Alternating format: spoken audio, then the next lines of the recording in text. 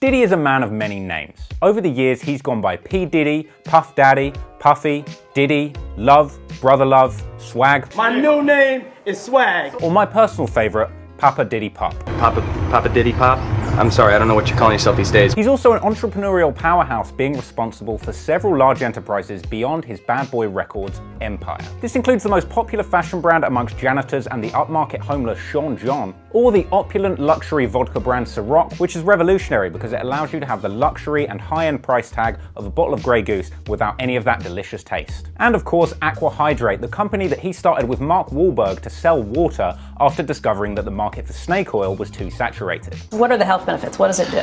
It cuts down the acidity in your body and cuts down the inflammation. And all disease comes from inflammation, so it's a step in the right direction. Yeah, so for him, he likes to, go out late at night. I get up early. I said, listen, drink 2 before you go to bed and 1 in the morning. Yeah. And you'll be ready to go the next day. But it was in 2014 that P. Diddy made the major corporate finesse that led to him being the bona fide owner of a real television network that we all now know as Revolt TV. But what a lot of people don't know is the true story about how Brother Love landed this lucrative deal as a result of a diversity initiative from Comcast and Time Warner Cable. Swag got this deal off the ground in 2014, but the story truly begins back in 2009. Providers of overpriced cable and the original corporate thugs, Comcast, decided that they wanted to buy a majority stake in NBC Universal from General Electric. Fans of the legendary show 30 Rock will remember the ongoing gag that massive corporate entity General Electric owned NBC, and this was a major part of the show for many years, with Jack Donaghy, who's played by Alec Baldwin, being the company man from General Electric.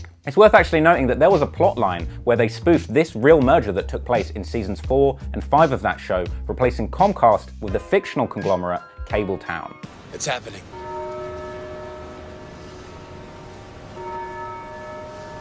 Comcast were rumored to be interested in acquiring NBC for many years, but it was in 2009 that the deal finally started coming together. This deal would see Comcast acquiring 51% of NBC Universal from General Electric, who would keep 49% of their original stake and receive an enormous bag of $6.5 billion.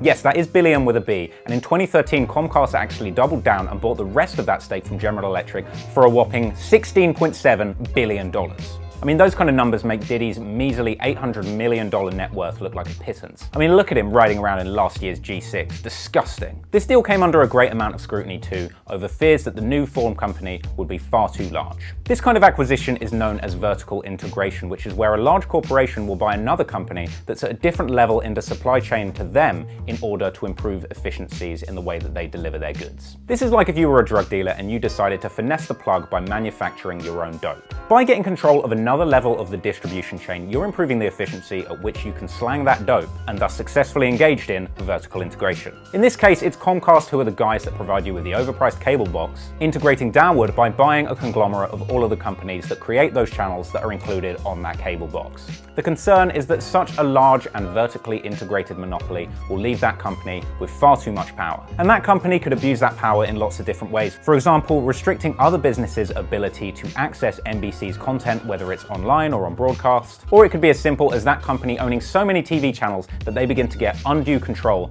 over culture and the voices that you're actually able to hear on television. And if you're interested, horizontal integration refers to companies that simply buy competitors that are in exactly the same part of the supply chain to them to increase their market share. For example, if Skinny Pete is trapping out the bando, he might decide to acquire other bandos through mergers, acquisition, or killing his ops. This will allow him to increase his market share and massively improve the efficiency at which he can pollute his community with drugs. The more you know. Aren't you glad I spent 50 grand on that business degree? Anyway, during the congressional hearings on whether or not this deal should take place, the most senior black congresswoman, Maxine Waters, brought up the issue of diversity. I'm told that there is no black programming. There's no way that anybody can sit here and think it's all right for there to be one African-American owned network.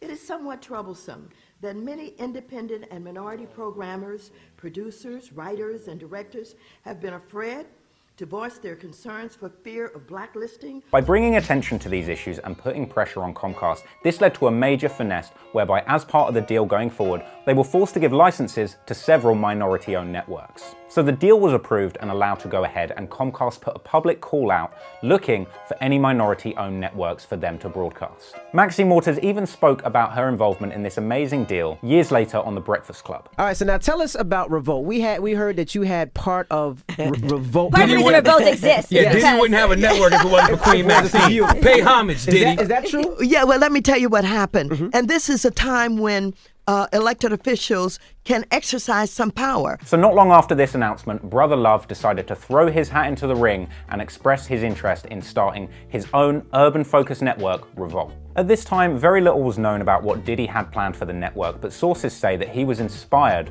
by the legacies that MTV and BET had been able to build over his lifetime. Many people also speculated that Diddy had been inspired by the launch of Oprah Winfrey's network only around a year before this. And it wasn't just Diddy that got in on this action. There were actually 3 networks that were offered deals at this initial stage. This included Magic Johnson's new Aspire network, as well as legendary film director and Quentin Tarantino's Hispanic equivalent, Robert Rodriguez, who was able to launch his own Hispanic-focused El Rey network. Once the deal was confirmed, Diddy went on his usual marketing rampage and started hyping up the channel. But in a couple of years, you will know that I've had an impact on the world of music, and you will know that Revolt is the new #1 name in music, without a doubt. I will not stop until that's done. The market they were going after was the lucrative 18 to 34-year-old urban audience, who could potentially be described as cord cutters, moving away from traditional broadcast media. He wanted to use a modern and social media savvy approach to get this audience excited about his new channel, with the goal of becoming the #1 name in music, which is tough considering the fact that the founder already goes by 6 names. My new name is Swag. Swag. And to run the company, Diddy put together an all-star team. As his CEO, he got Keith Clinkscales, who was famous for working with Quincy Jones to launch Vibe magazine. He then went on a hiring spree, looking for around 100 employees, and released several videos calling for talent in scenes that looked a lot less like a hiring spree and a lot more like an invitation to join a cult. Revolt is here to empower you. Elevate the culture, #Revolt. In a legendary move, he actually launched that channel live from the steps of Biggie Smalls' original apartment. Right here, the only place that I ever dreamt of launching this network. We are here at the birthplace, the home of my friend and partner, the greatest rapper of all time, the notorious B.I.G. And went on to release several slick-looking promos for the channel that looked as exciting as hell. We have lost the way. Greed has poisoned men's souls. Do not despair. The channel took a while to get into its stride, but over time, Diddy cut several amazing deals to bring high-end productions and great talent to the channel. This includes the highly entertaining Drink Champs podcast, where hip-hop legend Noriega gets drunk and talks rubbish with other rappers who are relevant. As y'all know on Drink Champs, we celebrate our artists. We respect our artists. We give them flowers when they can smell them, and we give them trees when they can inhale them. They also recently launched the new show State of the Culture, which stars ex-rapper and current owner of the most slappable head in hip-hop, Joe Budden. And of course, famously, Revolt were able to secure the rights to get the syndicated simulcast of The Breakfast Club, which famously stars Charlemagne the God alongside What's-His-Name and What's-Her-Name. Today, Revolt TV can be watched in around 50 million homes in America. However, it's not all love from Brother Love, and in order to stay competitive, there have needed to be some cutbacks. It wasn't long ago that Revolt actually had to let go around 1/3 of their staff. Allegedly, this was the result of a late cheesecake delivery.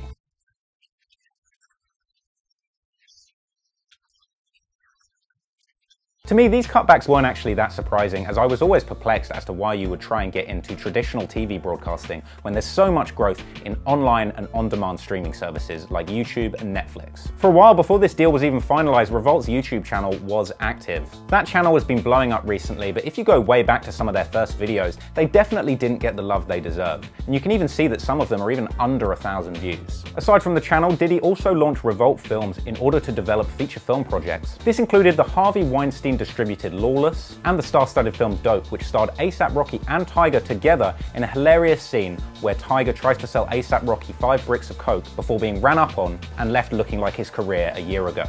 Yeah. The fact that Soulja Boy hasn't used that clip breaks my heart. So that's the story of how Diddy and Maxine Waters finessed Comcast's diversity initiative to launch Revolt TV. But what's next for this entrepreneurial mogul? Well, after doing a little bit of research for this video, I actually found out that Diddy had even started his own prep school. And I was incredibly pleased to see their class curriculum. Hope you enjoyed that video. If you did, make sure that you like and subscribe below. Hit the notification bell so that you see every single time I upload. If you've been enjoying my work recently, please make sure that you go and check out my Patreon account as well as my merch store down in the description. There's some really great stuff in both of those that you definitely don't want to miss out on. And until next time, peace out.